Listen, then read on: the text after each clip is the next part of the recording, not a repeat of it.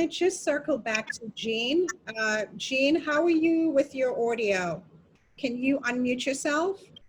Because, okay. Yeah. Oh, okay, you're sounding better.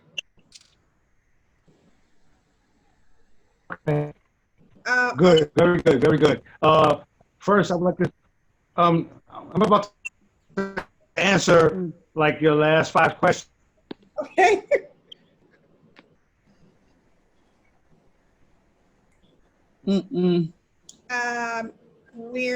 Could I just jump in really quickly to answer that question? So the answer to the question, yes. The answer to your question, Mona, is yes. It is like Yudelka said, it is incumbent upon the district leaders to go out and educate not only club members, but every single constituent that is within their district that is willing to listen. Ranked choice voting has completely changed the game. And not only is it going to lead to confusion at the poll site, but it's going to lead to multi-paper ballots. So people have to be educated in a thorough way, in a very simple way of what ranked choice voting is, how it works, because you could still come in at number 2 and win. That's how ranked choice voting works. Yes. So it is critically important. It is critically important, especially now with the mayor's race coming up, with 35 city council seats opening up. People need to understand how their vote is going to be tallied, and how it affects other races or other people in that race. It's no longer one person versus one person.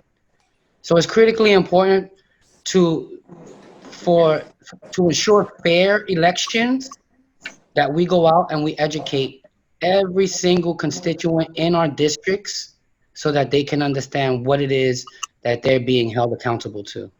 It's critically important. Jean, are you back? Yes, I'm back. I'm back. Okay, you sound great. Okay, please go ahead. Okay, first of all, I would like to say to my counterpart, Yudelka, once we start recording, I have to get your number because you have me fired up. I'm ready to run through a wall. That's how good you are. And as far as the information you're putting out, to my brother Marcos, I applaud you for your fortitude. You had to step down from your position to take care of your mom until the end. And then you ran, obviously, against an incumbent, and you won. So kudos to you, brother, for your fortitude and your resiliency. Thank you. Mona, I would like to go in order of the questions that you were asking some of the other candidates that I didn't answer, because I wanted to give everyone time for their own platform. But how did we handle the COVID-19 virus here in the 79th? It was tough because everyone was afraid. I worked at the Bronx Hall of Justice, and my last day of work was March 16th, and I was told to go home and rest for the next 3 weeks and listen to my phone. And I'm watching the news and I'm seeing people die. Now, here's the thing that none of the candidates, or well, not candidates, but none of the current elected officials spoke about. And I'm pretty much surprised by it, but it's okay. I'm not mad at you. We still had the campaign. I still had to go out and touch people and talk to them, hand out palm cards. And I had to do so with a mask, a shield, and gloves. This was by far the most unconventional election cycle we've had ever. Yep. It's going to go down in history because, historically, when can you look back and say, I had to wear a mask and gloves and a shield and put something on the table for somebody to pick up and say, hey, by the way, read that and vote for me. Really? Really? that's what we had to do. Well, I don't know about you, but that's what I had to do. Okay, so as far as handling COVID-19 and the campaign season, it was tough. It was tough, and there was a lot of prayer involved. And what we did, we gave away food, and we gave away PPE. You know, we did our best to ensure that the residents of the South Bronx were taken care of. And we put out information involving COVID-19. Please wear your mask. Please. Don't talk to someone one-on-one. Don't share a blunt. Don't share a bottle of Hennessy. Like, you really have to stop doing your usual. And I say that because I'm in the South Bronx and I have several nicer houses within my district. And I'm not going to bite my tongue, you know. Things go down in nicer projects. That's why my slogan is, let's put the neighbor back in the hood and become a neighborhood that is a place of prosperous growth. And we did that. And as soon as the news hit and said that, oh, the South Bronx has the highest concentration of COVID-19 cases, guess what? My counterparts, like Richie Torres, who was our newly elected Congress member, and Chantel Jackson, who's our newly elected Assembly member. Once we bonded together and we went after that, and we forced the city and the state to put more COVID testing in the South Bronx, and Vanessa Gibson was a part of that because she had Malawi Park, which is adjacent to the stadium, where it was a big tent set up for free COVID-19 testing. Once all that happened, guess what? All the COVID-19 results where people were positive, it dropped. But they didn't put that on the news. All they put on the news is that, oh, the South Bronx is the worst in the state, not only the state, but in the nation. But they didn't put out that the South Bronx put it under control. That's why you got to watch the news, but you got to watch the news. You understand what I'm saying? The next thing is what I did was during the pandemic, I pushed early voting on the seniors, and I pushed the absentee voting on is starting to get really bad again. Okay. Is that better? No. No. Yeah. Okay. All right. I was pushing absentee voting on the senior citizens because I didn't want to stand in line. And, you know, at the time the pandemic first hit, everyone's afraid, you know, more so than they are now. And the absentee voting worked out perfectly for me personally because after June 23rd, I was in second place. I was down by 43 votes. Gene, it's really difficult to hear you. Yeah, it's like really, really difficult to hear you. I don't know. I want to go on to Irene, and for Irene, I actually have a question for Irene, because you were the one that brought up saying that you are the bridge, and I want to know when it comes to, say, for example, your county committee members, you know, who are in charge of a block, or 2 blocks, or 3 blocks. How do you envision working with your county committee members to do the outreach, to push and support and advocate for the constituents in your district? And how do you, do you have any plans on using them perhaps to inform and educate the community about ranked choice voting? When it comes to the voting, I personally believe that it is the duty of the Bronx, the Board of Elections, to make sure that the people understand how to vote. Meaning they're going to have to purchase ads on television in every language, because here in America, here especially in New York, we are multi-languages, multicultures, and it is their duty, because if it's our duty, civic right to vote, it is their duty to make sure that we have that information, whether it's sent by mail, whether it's by email, whether it's by television. Now, because it's easier to get that information now to teach people how to vote properly, and especially because we have a marriage race coming up. Now, as our duty as district leaders and county committees, I believe that, yes, we have an opportunity to go ahead and inform and educate others, but everything changes because of COVID-19. We can't go to the schools and have a PTA meeting. We can't go into the church and have a parish full of 200 people to educate them at the same time. We can't go into the schools and have community leaders come in with their people from the community and neighbors to teach them. Everything has changed for right now because we don't have that permission to go out there and say, you know, with a social distancing. So my recommendations, as we did during the COVID-19, how do we take care of the people in my district? I do videos on a daily basis or twice a week for prayer. So my constituents always had prayer. They have my number. I give my number freely. They can text me, they need prayer, they need food. We have someone to deliver the food to them. It doesn't matter to me if you're a status or not a status, or if you're elderly or a single parent. You need the food, we'll have somebody deliver it to you. I've been doing community work since 1982.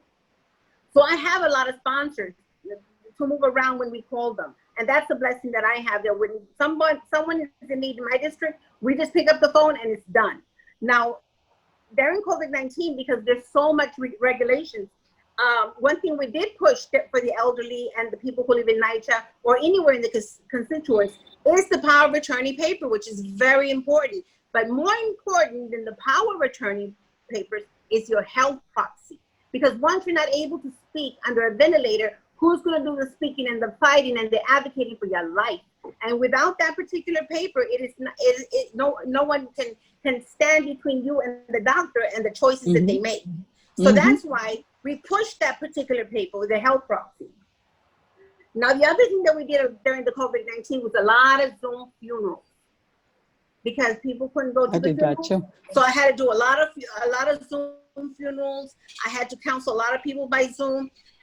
I wasn't sleeping during COVID-19 because we were on the phone. Many of my constituents can tell you, we were on the phone until God healed them completely. We were not going to let them go until we knew they could breathe, until they got what they needed. When it comes to the undocumented, they were sent to the hospital with pneumonia. They were sent home to die. So what did we do? We sent other people to send them to a different clinic to make sure the doctors worked with me, and they were given antibiotics and the asthma medication, and they were able to take their treatments. Praise God, nobody passed away. But we had so many immigrants that were sick at home with no medication, no instructions about what to do now, because everybody else in their household got sick as well as the children and the grandmothers. So praise God, nobody passed away, and they can testify and they can witness how they were treated when they went to Jacoby Hospital, Montefiore Hospital, Einstein Hospital. But it was those faithful doctors on the side in the clinics that opened the door for us to send them there, and they were taken care of properly, and that's God sent. The other thing I recommend that we did was not only did we keep them in prayer and deliver the food. Remember, they're sick, so we just delivered it at the door, and that was it. And the other thing that we did was make sure they had the gear equipment. If they went out, make sure they had masks, gloves, or whatever they needed.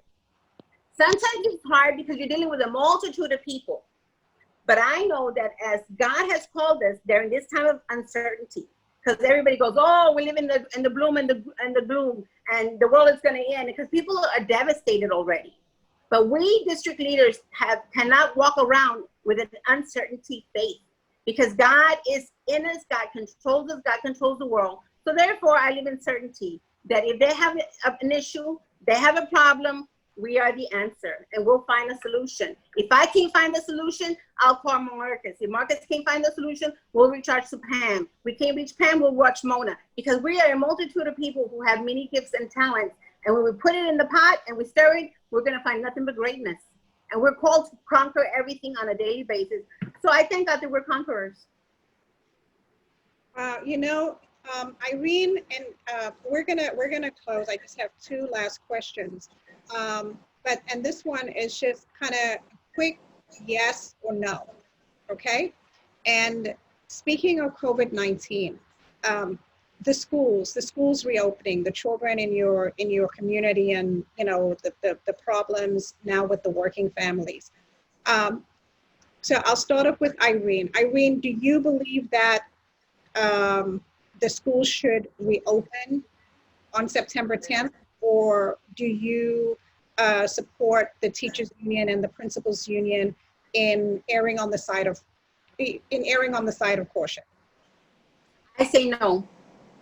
Okay, Yudelka?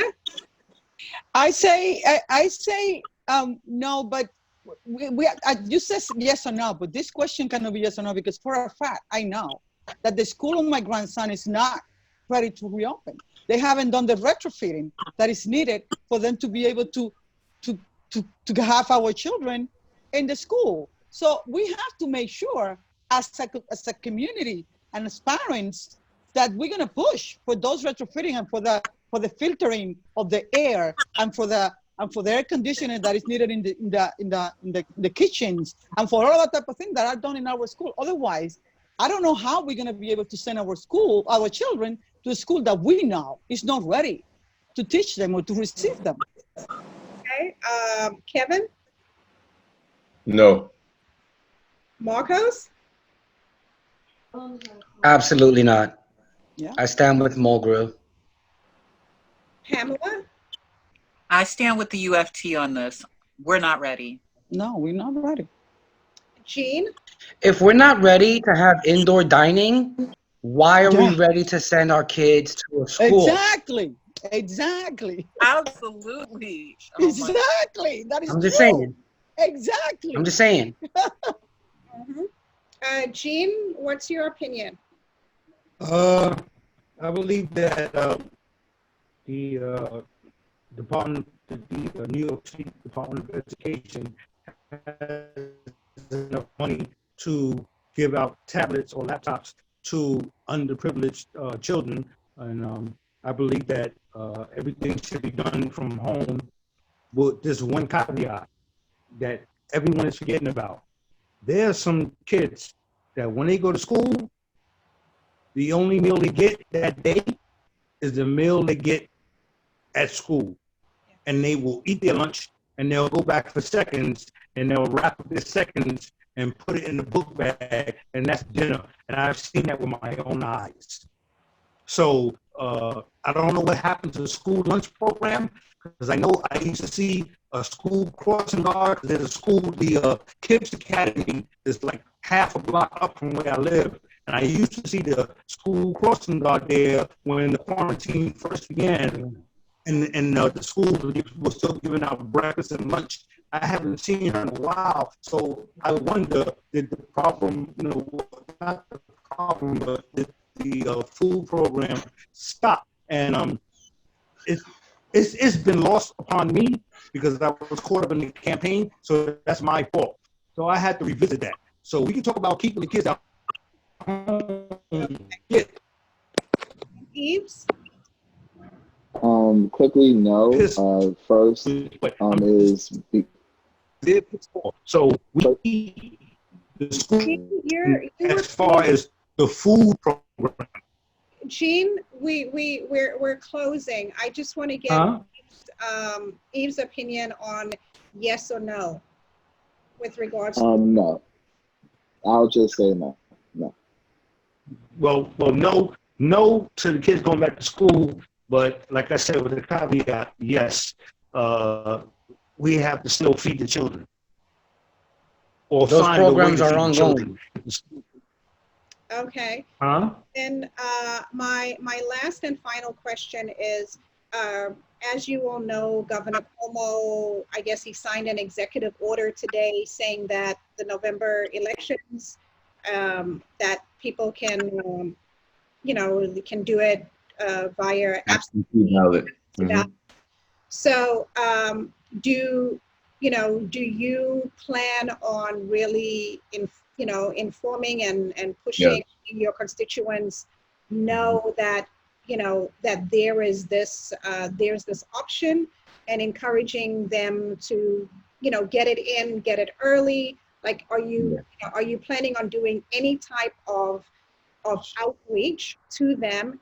And if you can each tell me an example of the outreach that you do, whether it's social media or email blasts or whatever it is, because we just want to get an idea of how you engage, directly engage your community. So we'll start quickly with Irene. And if you guys could just do 1 minute because we're way past time.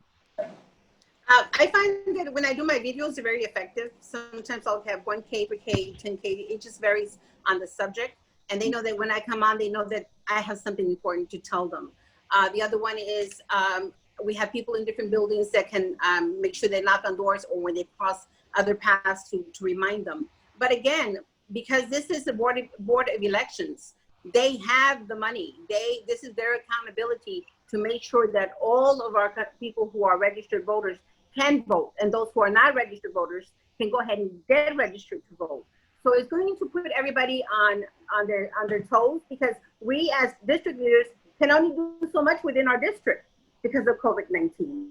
So we're going to have to rely on the media, on videos, on phone calls, on emails, and that's very productive. But I also know that because all of you have touched lives during the times that you have been doing as a community leader before you became district leaders. So I think that whatever we say and do is an example to those that follow us. And I think that's a blessing, because I know that in our district with my male district leader, Marcus, that we have a job to do and we're going to get it done. Yeah. Okay.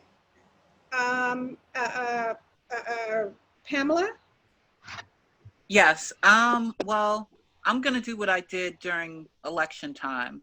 I met with some people. I spoke to some people on Facebook Live, on Instagram Live. I'm going to participate in Zooms, and I'm going to give people the full information. They have options. They can vote on election day if they feel most comfortable voting on election day. They can do early voting, because a lot of people did early voting and they loved it. They were in and out, you know, and they also have the option of doing the absentee ballot if they so choose to do so. And so I believe that I shouldn't be dictating to anyone how they should handle their vote, because everyone's situation is unique. My job is to let them know what the options are and spread the word about the options at CEC meetings, because they're on Zoom. PTA meetings are on Zoom. Citywide council meetings are on Zoom. Like, we have a lot of opportunity to get the word out there through all these Zooms that are happening. People are becoming more and more savvy. So, and the people who aren't on the computer, trust me, I will figure out a way to get to them. Okay, Yudelka? Well, yes. I mean, for this election, we did that. We do use social media. We did a lot of Zoom, a lot of Facebook Live, and for now, for November, we're gonna push even more, because I mean, this election is more important than any one that we have been before. Because I mean, what is at stake for our communities, specifically for our Black and Brown communities. So for us, it's very important. So we're gonna continue doing that and giving the choices to people and what they can do. Especially we since we've been doing this for a while, we have the experience in the senior centers that need to be taken to the polls and all of that. And we do that. We take them to the polls and we explain to them, and the one that have the absentee ballots that need to be helped for that. Also, we call the Board of Elections that they need help and how they got to help. And we've been doing that for a while, but now this year is completely different. And I think, I mean, all of us have to do a push and push a little bit harder than we have done in the past. Kevin? So if it's okay, I didn't really get to speak throughout this entire, ordeal. For real though. I just want to see if I could get an extra minute to give my 2 cents on certain things. But I feel like, as a district leader, this is a very important position where we could kind of, delegate any issues to our elected officials and build that bridge between community and elected officials. The issue is a lot of people aren't cognizant of what a district leader does, who a county community person is, and what the job responsibilities are. So I think it's very imperative that all of us across the board, not even just the Bronx, we kind of hold civic-minded courses. I got that That's what we're doing. from We'll do that. Assemblywoman Diana Richardson from Brooklyn, but she kind of engages individuals to how local politics works, and we're not really knowledgeable how it works. So I think it's very imperative, not just this election, but moving forward, we need to consistently give civic-minded classes within our community to kind of let them know the importance of local politics, which will get them more into local politics. To your last question, Mona, I actually had a constituent from Co-op City who contacted me because she was afraid to select the wrong choice for the ballot. And I'm very happy that Governor Cuomo did pass that legislation, which was pushed by Senator Biaggi. But I think it's very imperative that we do get out to our constituents. I was just at Eastchester Garden before I came to the Zoom today, and I spoke not to my normal constituency, which would be the older constituents. I kind of catered to the younger generation because we're trying to get them to vote and get out to vote. So what I would suggest for everyone is to kind of orchestrate programs that will kind of bring them to you. Like this past weekend, I just did a basketball clinic where I had a lot of kids come to the clinic, and while the kids were there, I had their parents fill out the census and also fill out voter registration I'm card. doing that too, the census. That's dope. And another thing is go to small businesses and partner with them. It will also help the small businesses out, and you can get that message across.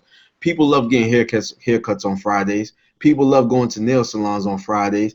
Let's go in front of nail salons and barbershops and get these individuals going to nail salons and barbershops. We actually got to get out. We got to get out to different people, because I feel like we're catering to the same demographic, and we're trying to get a whole consensus of our constituents all together so we could kind of help them out. So I believe it's very imperative that we do a lot of civic-minded engagement within our district and get our voices out there so we can hear the issues that's going on. Thank you. No, and you're absolutely right, and that brings me to, we're going to just continue, but I have just one last question for you. But Jean, you know, what, in response to the absentee ballot, to the executive order that everybody now has the option to vote absentee in the November elections, what, you know, what efforts, what are you going to do, you know, there in Concord's Village and in your district to get the word out? Well, I want to continue to push. I want to continue to push the absentee ballot because, on a personal note, the absentee ballot worked for me. I mean, as of 11 p.m. on June 23rd, election night, I was in second place, and I was down by 23 votes. But in the absentee count, I was able to kick butt and take name, and that's how I won. So I'm going to encourage the seniors once again to vote absentee.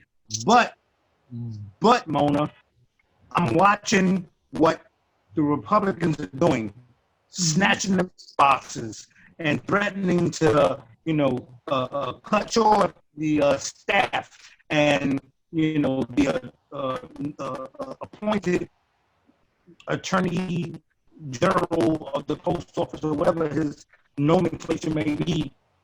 He promised that he wouldn't do it until after the election. Come on. Men lie all the time. All right. I'm a man. Men lie all the time. I don't trust that. So this is where I really got my push. I got my push off for early voting. So I'm going to encourage the seniors to do early voting. I'm going to encourage the newly elected officials, like, you know, newly elected Congressman Richie Torres, newly elected Assemblywoman Chantel Jackson. Let's all chip in and let's get a bus for those that can't make it up the hill, because they do early voting at the courthouse that's on 161st in the Grand Concourse. That's a steep hill for the people coming up from Concord Village. Let's get, you know, buses, and let's bust them to the polls and have them vote early, as opposed to voting absentee and taking a chance on the trust of someone that we know is a liar. And as we all know, the devil is a liar. And he always will be. So I'm really pushing early voting more so than absentee voting. You know, that's what I'm really pushing. And if we do absentee voting, then we go by, you know, we have to do it as a team and go by and collect the absentee votes from for those that are housebound. I don't want to say bedbound, but housebound. They can't really leave the house and check the mailbox and go to the grocery store. They need somebody to help them. These are things. These are people that really want to be involved in the process, but you know, unfortunately, they're not physically able. So when we do absentee, the absentee has to be specifically for those that can't get out the house. But the seniors you see with their walkers or doing their power walks in the morning, encourage them to do early voting. That's where we really kick ass. Early voting. I'm telling you, it worked for me. That's why I'm here on this forum now. Thank you. That's all. Marcos?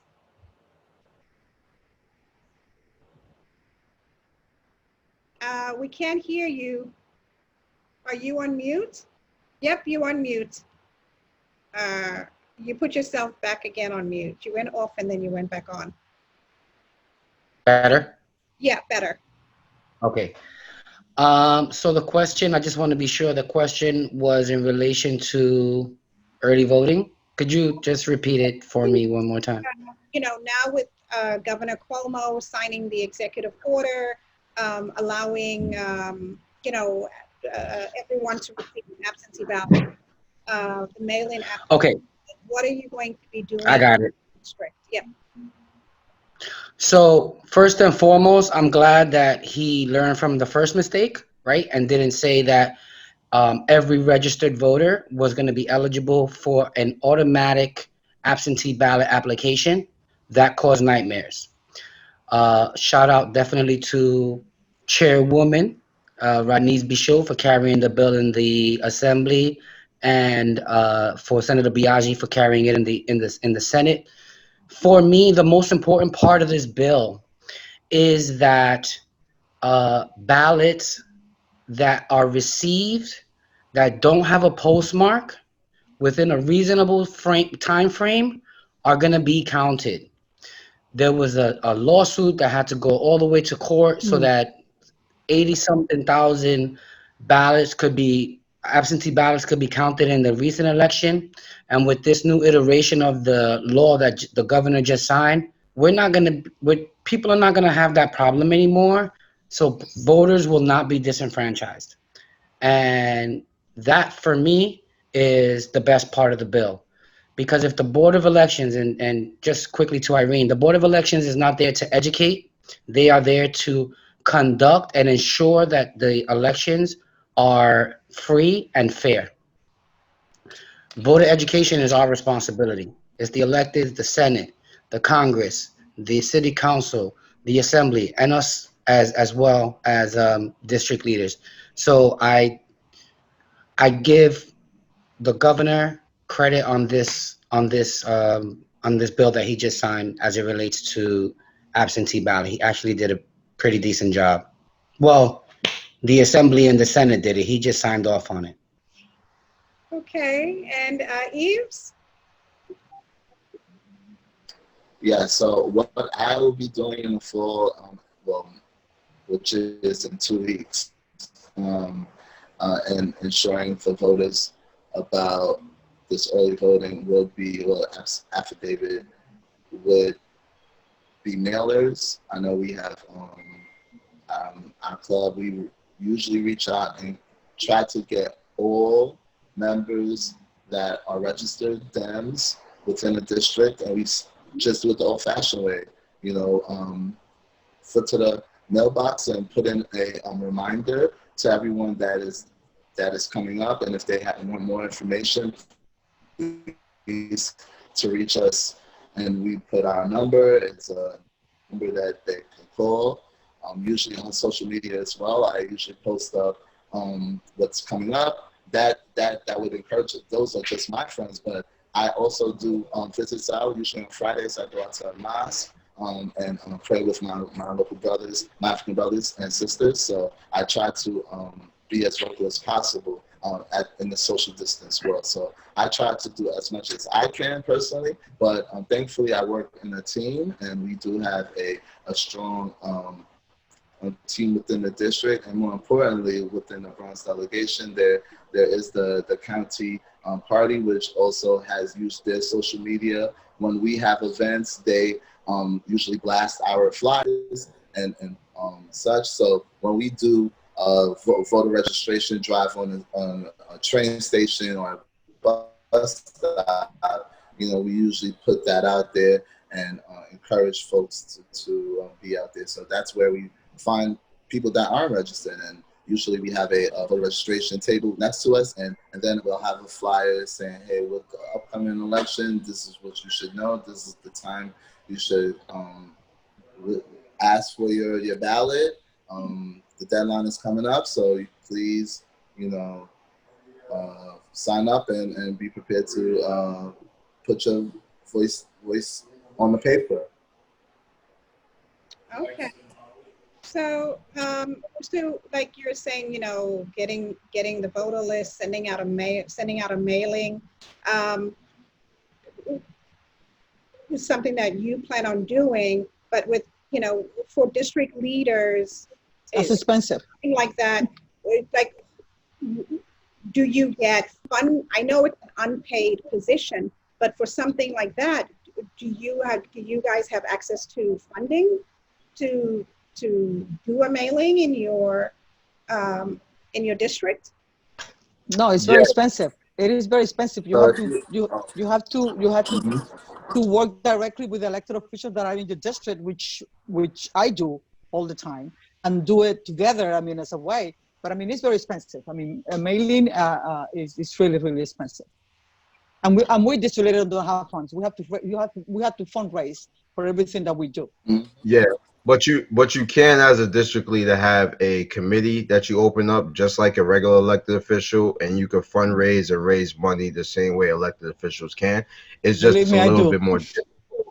It's just a little bit more difficult because a lot of people aren't familiar with the district leader position. Yeah, I do that.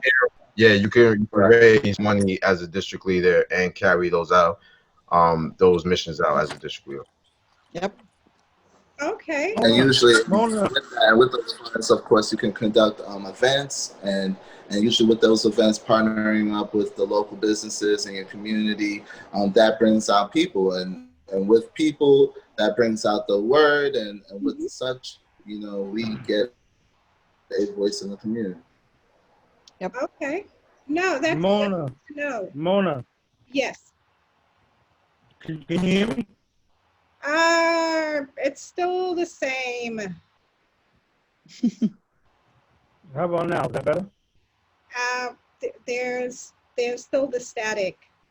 Yeah. It's like we hear you, but then it's like static, and we can't fully hear you. What about now? The static's still there.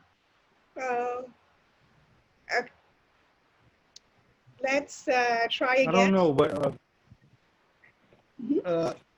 if for those that can hear what I'm saying, what Yves was talking about is called a district leader state candidate committee funding, and basically that's like a little treasury that the district leader would have on the side that they would build a war chest, for re-election. If anybody can hear that and understand what I'm saying. Well, I think also, and what Kevin mentioned is, you can fundraise with that, and apparently you can also solicit funding from your local businesses. Mm-hmm. So yeah, we do that. Yeah, so I mean that's that should help. No, to clarify, not solicit from your local businesses, to collaborate with your local businesses. Oh, well, that's an important. All right, collaborate. There we go. All right. That's important. So businesses cannot contribute to your district leader committee. Only individuals. Yes, they can. They No, can. they can. They can. Yes, they can. Everybody can. Okay. It's up to the district leader whether they were gonna set from where they set the money. Okay. It depends. I mean, what you believe in. Okay. All right.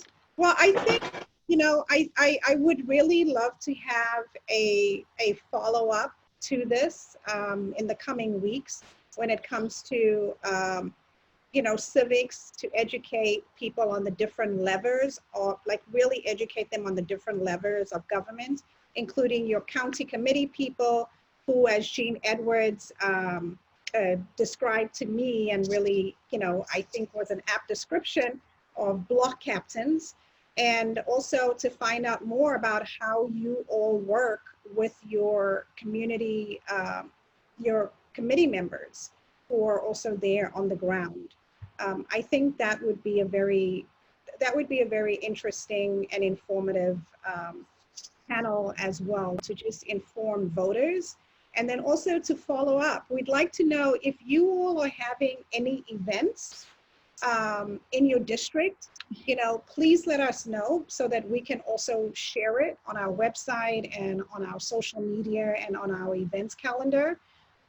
Whatever it is that you are doing, whether it's voter registration or the census or informational workshops on ranked choice voting, because I'm pretty sure if you're in District 79, you won't mind if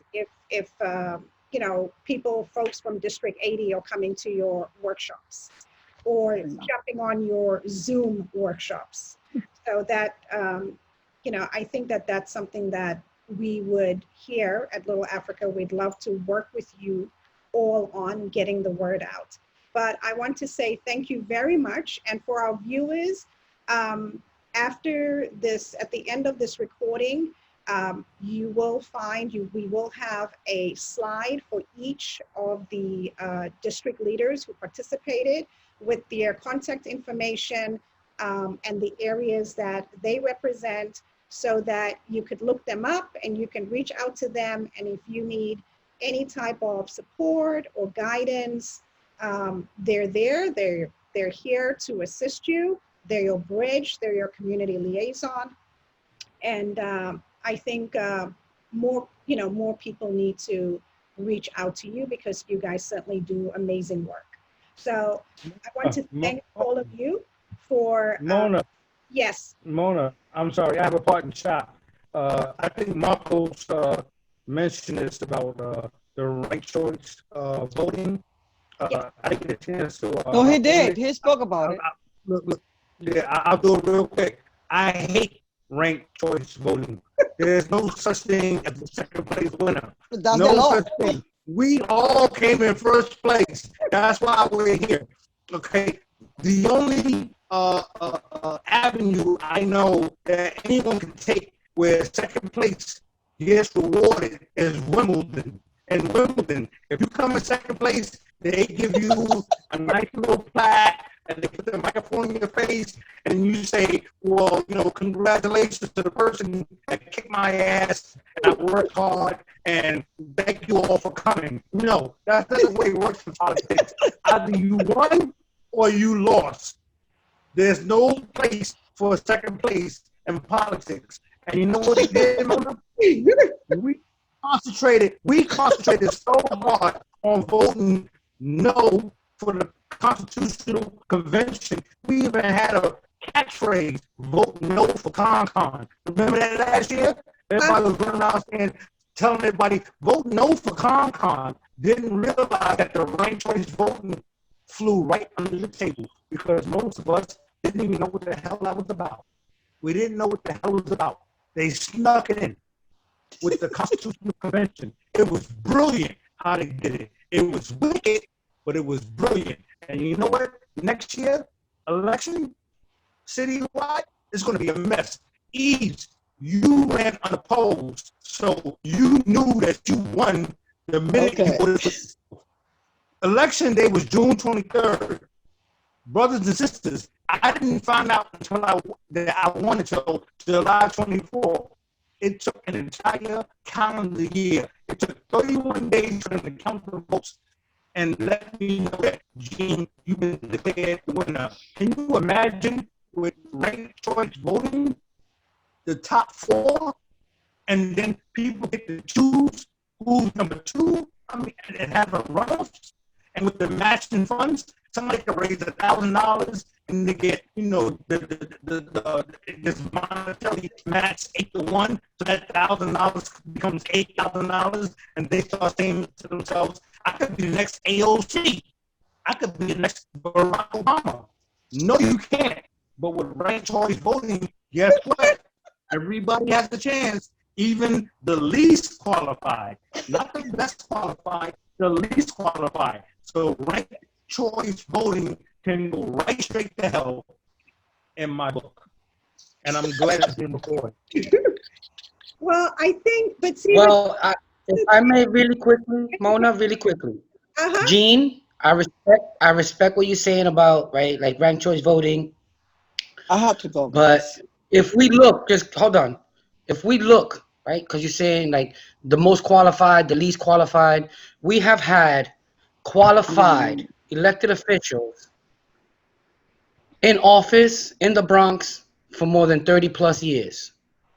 We are first in all the bad things and worst in all the good things.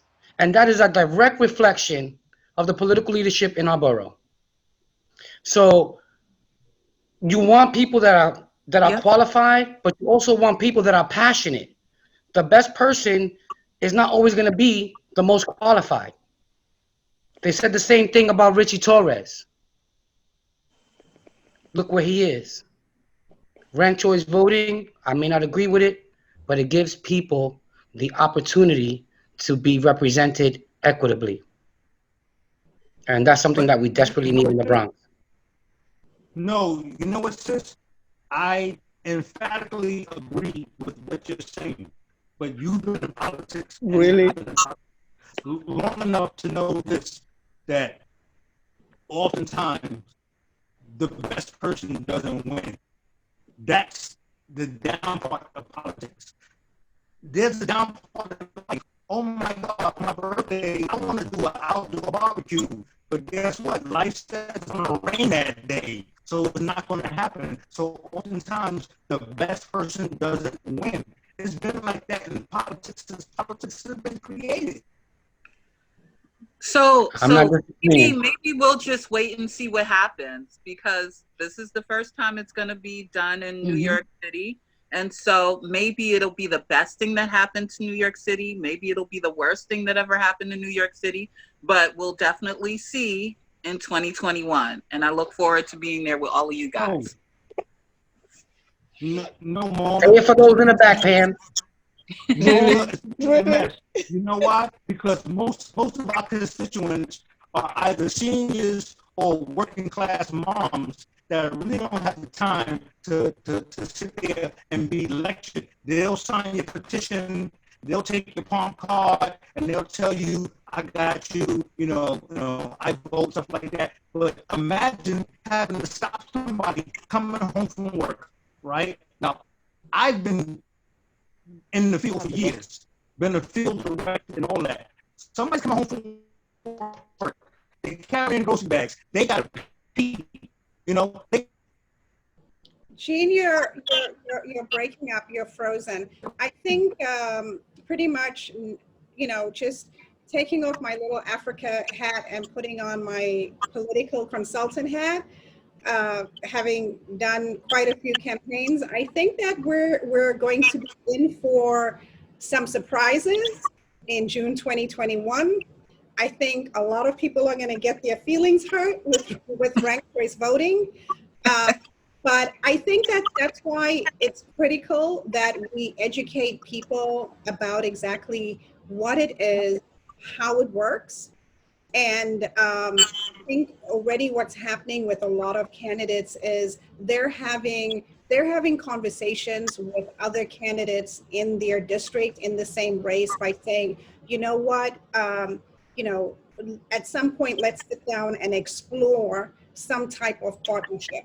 And that's what's happened in other cities where they've had ranked choice voting is they'll say, okay, listen, you and I, we team up. You know, I'll tell my people to put you as number 2. You tell your people to put me as number 2. You know, that's what's happened in other cities with ranked choice voting. I know of conversations like this already going on, but you know, the thing is that people don't know, and there's going to be a lot of confusion. And from what I'm seeing, a lot of that responsibility, unfortunately, is going to fall on you, the That's district leaders, to educate and inform the community, your constituents, exactly what it is, because there's just too much confusion around ranked choice voting. So with that said, again, for our viewers, we're going to close now. But I'm not going to say anything else. I'm going to shut up. At the end, Yudelka, you want to say something? Oh, No, okay. just bye. Yeah, at the end, Bye. we're going to have everybody's information. There'll be a slide for each district leader panelist, where you'll have their contact information, their social media handles where you could reach out to them, and or their website, where you can contact them, and you can also see what areas of the Bronx they represent.